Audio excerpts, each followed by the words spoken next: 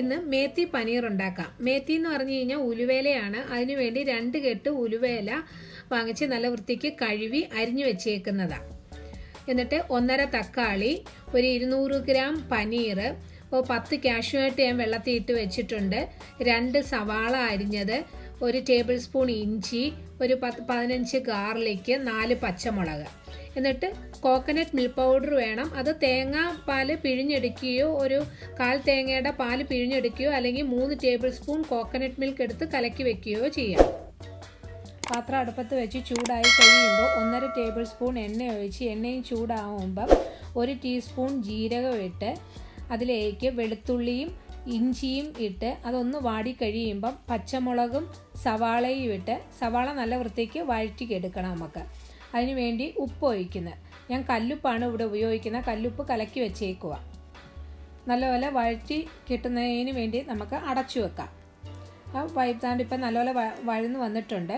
അതിലേക്ക് 1/2 ടീസ്പൂൺ മഞ്ഞൾപ്പൊടി, 2 ടീസ്പൂൺ മല്ലിപ്പൊടി, മുളക് പൊടി 2 ടീസ്പൂൺ. മുളക് പൊടി വേണമെങ്കിൽ എരി കൂടുതൽ വേണമെങ്കിൽ കൂടുതലിടുക, അല്ലെങ്കിൽ കുറച്ചിടുക, എങ്ങനെയാണെന്ന് വെച്ച് കഴിഞ്ഞാൽ അങ്ങനെ. അതിനുശേഷം 2-3 മിനിറ്റ് ഇത് അതിൻ്റെ പച്ചച്ചവയൊന്ന് മാറുന്നതിന് വേണ്ടി ഇളക്കണം. 1.5 തക്കാളി ഇട്ട് നല്ല വൃത്തിക്ക് നമുക്ക് വഴറ്റിയെടുക്കണം. അതിന് വേണ്ടി നമുക്ക് അടച്ചു വെച്ച് വഴറ്റിയെടുക്കാം. ചെറുതായിട്ട് അരിഞ്ഞിടുകയാണെങ്കിൽ തക്കാളി പെട്ടെന്ന് വഴന്ന് കിട്ടും. എന്നിട്ട് ഇത് നല്ല വൃത്തിക്ക് വഴന്ന് വന്നിട്ടുണ്ട്. നമുക്കിത് വേറൊരു പ്ലേറ്റിലേക്ക് മാറ്റി വെക്കാം. ആറിയതിന് ശേഷം അരച്ചെടുത്ത് വെക്കണം. അതേ പാത്രം തന്നെ എടുത്താൽ മതി, കഴിയൊന്നും വേണ്ട. അതിലേക്ക് 1 ടീസ്പൂൺ ബട്ടർ ഇട്ട് പനീർ ഒന്ന് ഷാലോ ഫ്രൈ ചെയ്തെടുക്കാം. ഷാലോ ഫ്രൈ ചെയ്തെടുത്ത് നമുക്ക് മാറ്റി വെക്കാം. അതേ പാത്രത്തിലോട്ട് തന്നെ 1 ടീസ്പൂൺ ബട്ടർ ഇട്ട് ഉലുവേല നല്ലപോലെ ഒന്ന് വാട്ടിയെടുക്കണം. വാടിക്കഴിയുമ്പം ഉലുവേല കുറച്ചേ കാണത്തുള്ളൂ. നല്ലപോലെ വാടിക്കഴിയുമ്പം അതിലേക്ക് നമുക്ക് അരച്ചു വെച്ചേക്കുന്ന സവാള ഇടാം. 2 കപ്പ് വെള്ളവും ചേർത്ത് ഇളക്കണം. എന്നിട്ട് തിക്നെസ് എത്ര വേണമെന്ന് വെച്ച് കഴിഞ്ഞാൽ അതിനനുസരിച്ച്, ഒത്തിരി അങ്ങ് വെള്ളം പോലെ ആവായി കഴിഞ്ഞാൽ കൊള്ളത്തില്ല, അതിനനുസരിച്ച് വെള്ളം ഒഴിക്കണം.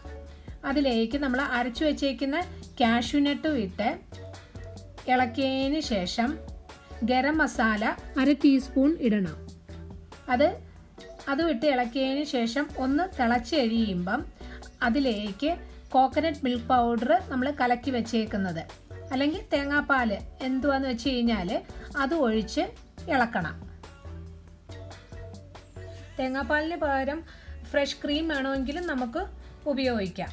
അതിനുശേഷം ഒരു ടീസ്പൂൺ കസൂരി മേത്തി ഇടാം. ആവശ്യമുള്ളവർ ഇട്ടാൽ മതി, അതില്ലെങ്കിൽ ഇട്ടില്ലെങ്കിലും കുഴപ്പമൊന്നുമില്ല. എന്നിട്ട് അതിലേക്ക് പനീറും ഇട്ട് ഇളക്കി പതുക്കനെ വേണം ഇളക്കാൻ, പനീർ ഉടഞ്ഞു പോകരുത്.